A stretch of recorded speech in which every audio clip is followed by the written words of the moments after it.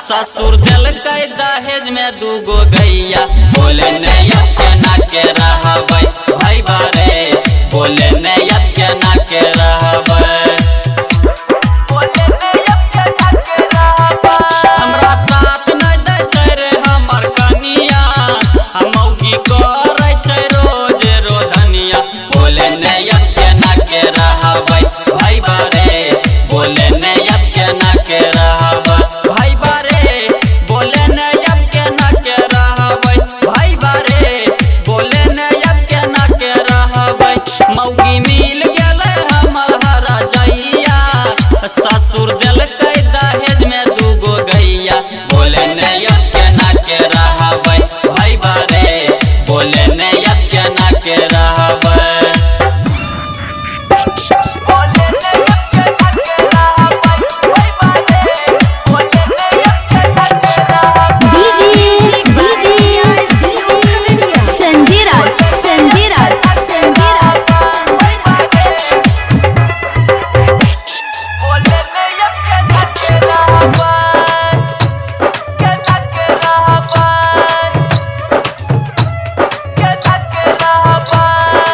ससुरारी के जब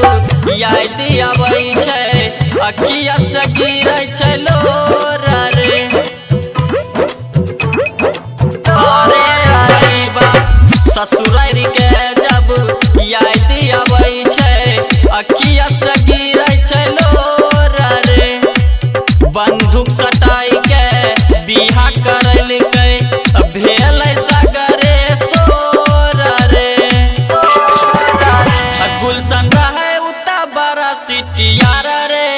प्रदीप के दिलकै उता नैया डूबाई रे बोले नैया के ना के रहबै भाई बारे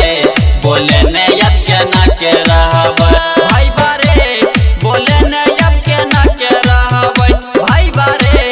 बोले नैया के ना के रहबै मौगी मिल गेलै हमर हरा जइया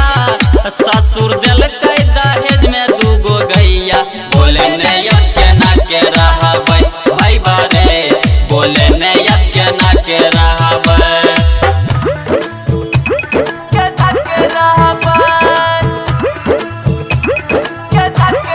music by Riya studio Khagaria मौगी मिल गेलै हमर हरा जइया